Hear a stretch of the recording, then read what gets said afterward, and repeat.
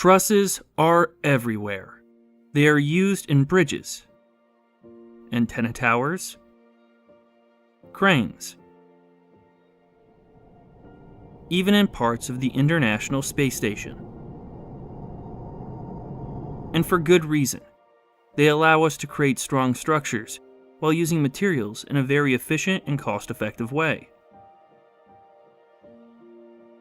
So what exactly is a truss? It is essentially a rigid structure made up of a collection of straight members. But that's not a complete definition. There are two important assumptions we need to be able to make for a structure to be considered as a truss. First, we need to be able to assume that all of the joints in the structure can be represented by a pinned connection, meaning that members are free to rotate at the joints. The members of a truss are often rigidly connected using what is known as a gusset plate. But if the center lines of all the members at a joint intersect at the same point, like they do here, it's reasonable to assume that the joint behaves like a pinned connection. The second assumption we need to be able to make is that loads are only ever applied at the joints of the truss. We never have loads acting in the middle of a member, for example. Because all joints are pinned, the members cannot carry bending moments. They can only carry axial loads. This simplifies the analysis of a truss significantly. Each member has to be in equilibrium, so the forces acting at each end of a member must be equal and opposite. Each member is either in tension or in compression. These assumptions are what differentiate a truss from a frame. Unlike trusses, frames don't necessarily have pin joints, and so members can carry bending moments. A frame can also have loads applied directly to its members.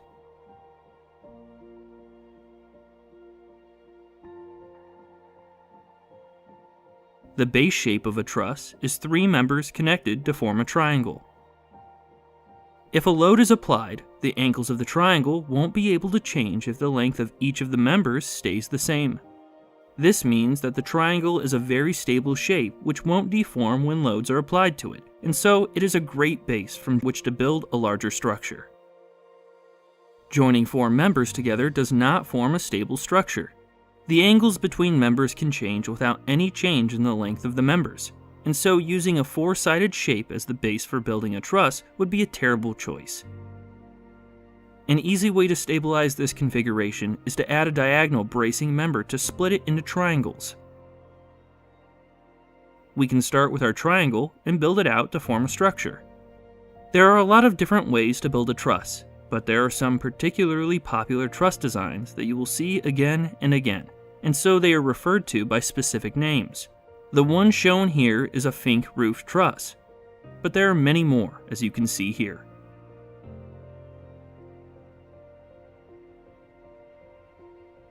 Later on in this video, I'll cover how these different designs carry loads in different ways. The members of these trusses are all located in the same plane. These are called planar trusses, and we can analyze them as two-dimensional structures. Even seemingly three-dimensional structures can often be analyzed as planar trusses. Take a look at this bridge, for example. The loads are transmitted from the horizontal floor beams to the two vertical trusses on each side of the bridge. Each of these trusses only carries loads acting in its plane, and so we can analyze it as a two-dimensional structure. To be able to design or analyze a truss, we need to be able to determine the force in each of its members. This allows us to check that the member can carry the loads without failing, or gives us the information we need to select the best cross-section for each of the members. There are two main methods we can use to do this, the method of joints and the method of sections. Let's look at the method of joints first, using the Fink roof truss we saw earlier. The method is really simple. First, you draw a free body diagram, showing all of the external loads acting on the truss, and you use the three equilibrium equations to calculate the reaction forces. Then, you draw a free body diagram for every single joint, and work through them one by one to solve the unknown forces acting at each joint. You solve the unknown forces using the equilibrium equations. Since all of the joints are pinned connections, there are no moments, and so you only need to consider equilibrium of the horizontal and vertical forces. Remember that we are calculating the forces acting at each joint, not the forces in the member. If a member is in tension, the internal forces will be acting to make the member longer. For every action, there is an equal and opposite reaction, which means that a member in tension will be exerting a force on the joint which is acting away from the joint. For members in compression, the force will be acting towards the joint.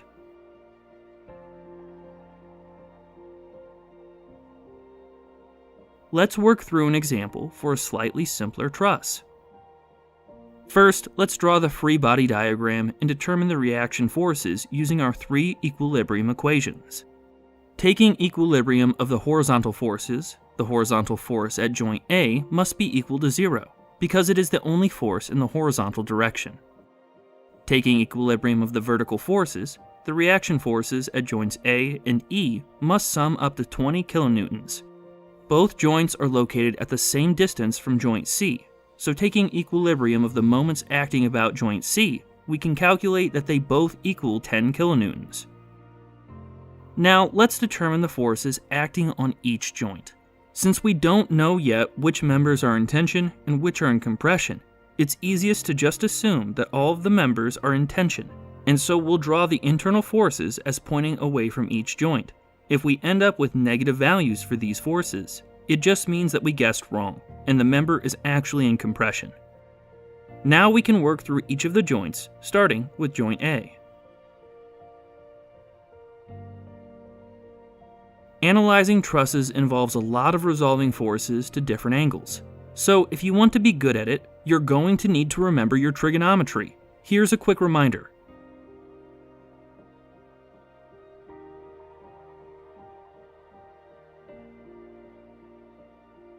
Back to our joint.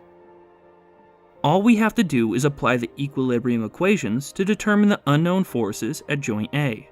Taking equilibrium of the vertical forces, the 10 kilonewton reaction force must balance the vertical component of the force FAB.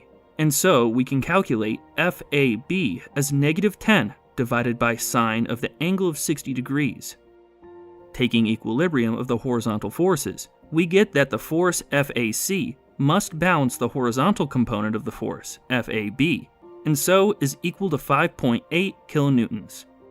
That's all of the forces acting on joint A calculated. The force in each member is constant, and so we now also know the forces acting on the joints at the other ends of these two members. We can repeat the process for joint B. We can start by considering equilibrium of the vertical forces, which allows us to calculate the force FBC.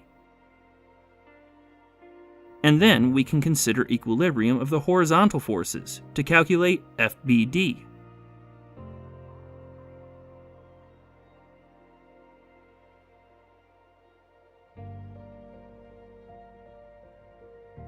We then need to work through all of the remaining joints, but we can save a bit of time by noticing that the truss and the applied loads have an axis of symmetry, and so the forces on the other side of the truss must be identical. That gives us all of the forces at the joints.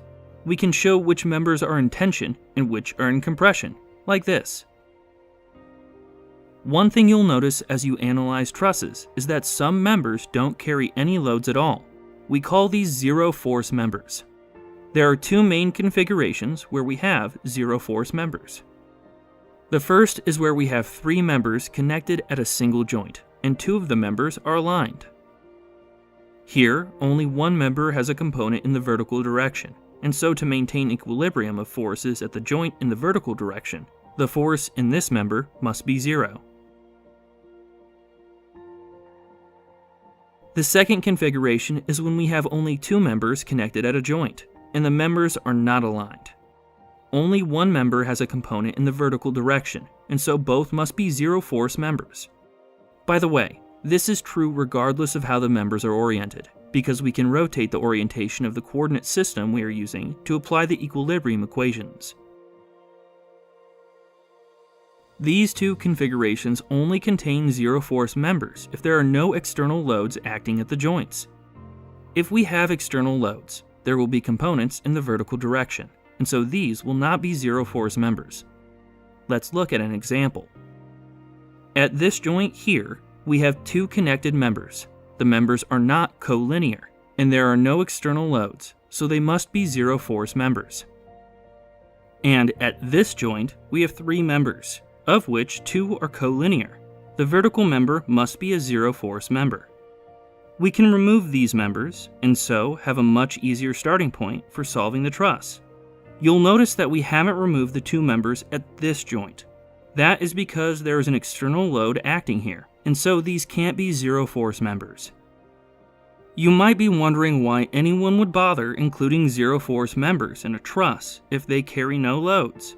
They are definitely not useless. They are usually included to provide stability, for example, to prevent buckling of long members which are under compression. Or they may be used to make sure that unexpected loads won't cause the structure to fail. We've covered the method of joints. Let's look at the other method we can use to solve trusses, which is the method of sections. The first step is the same as the method of joints. We draw the free body diagram and use the equilibrium equations to solve the reaction forces. Next, we make an imaginary cut through the members of interest in our truss, and we draw the internal forces in the cut members. The internal and external forces must be in equilibrium, and so we can apply the equilibrium equations to solve the internal forces. When choosing how to cut your truss, remember that we only have three equilibrium equations. If you cut through too many members, you will have too many unknowns and not enough equations. You can choose which side of the cut you want to assess. The left side looks easier to solve because there are less forces, but we could have chosen to solve the right side instead. The method of sections is best used when you have a truss which has a lot of members, but you are only interested in the loading in a few specific members. Let's look at an example. We need to determine the internal forces in these three members. First, let's draw the free body diagram and apply the equilibrium equations to calculate the reaction forces. The horizontal reaction force at joint A is the only force acting in the horizontal direction, so it must be equal to 0. By considering equilibrium of forces in the vertical direction and equilibrium of the moments acting about joint A, we can figure out that FA is equal to 19 and FH is equal to 21. Next, let's make our imaginary cut through members FD, FE, and GE and draw the internal forces. Like we did earlier for the method of joints, we will assume that all unknown forces are tensile. Next, we just need to apply the equilibrium equations.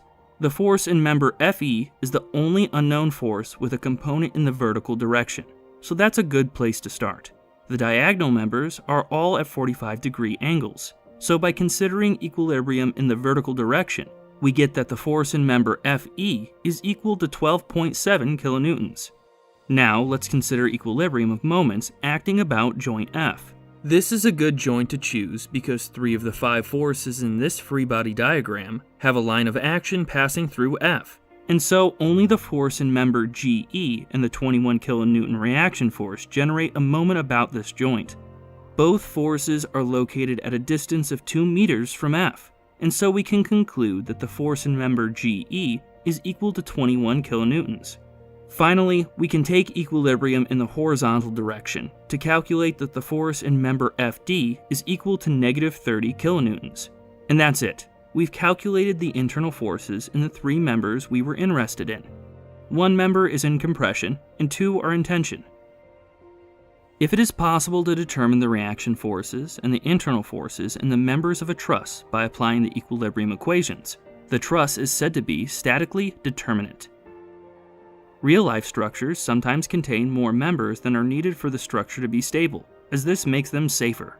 This means we may not be able to apply the method of joints or the method of sections, because we have too many unknowns and not enough equilibrium equations, either to determine the reaction forces or to determine the internal forces within the truss. These trusses are said to be statically indeterminate, and would need to be solved using other methods like the force method or the displacement method, which I won't get into in this video. Now that we know how to calculate the loads in a truss, let's explore some of the differences between truss designs. Here we have 3 different bridge trusses: the Howe, Pratt, and Warren trusses. These trusses were all patented in the 1840s, at a time when new bridge designs were being developed to accommodate the expansion of the railroad industry. They were typically constructed from a combination of wood and iron. We can learn a lot about truss design by figuring out which members are in tension and which are in compression. Let's start with the Howe truss. We can see that its vertical members are in tension, and its diagonal members are in compression. Members in compression usually need to be thicker than members in tension to reduce the risk of buckling. This means that the Howe truss isn't very cost effective, since the diagonal members, which need to be thicker, are quite long. The Pratt truss addresses this issue. Its vertical members are mostly in compression, and its inner diagonal members are in tension. This is more cost effective than the Howe truss, since the longer diagonal members can be thinner. Longer members are also more susceptible to buckling under compressive loading than shorter ones, so it's a good idea for long members to be in tension. The design of the Warren truss was based on equilateral triangles. The fact that all of the members are the same length is an advantage for construction, and it uses less members overall than the Howe and Pratt trusses, so it is more efficient. The diagonal members alternate between tension and compression, so it does have some quite long members in compression. It can also be interesting to observe how the loading in members changes as a load moves across a bridge. In this simplified model of a load moving across the Pratt bridge, we can see that some members alternate between tension and compression, and so will need to be designed accordingly. The 3-dimensional bridge we looked at earlier could be assessed as a collection of planar trusses, but this won't be possible for all structures, and sometimes a truss will need to be assessed in 3 dimensions. This type of truss is called a space truss. These can be analyzed in essentially the same way as planar trusses, using the method of joints and the method of sections. The only difference will be in the number of equilibrium equations. We will have 6 equations instead of 3. And at each joint, we will have 3 equations instead of 2.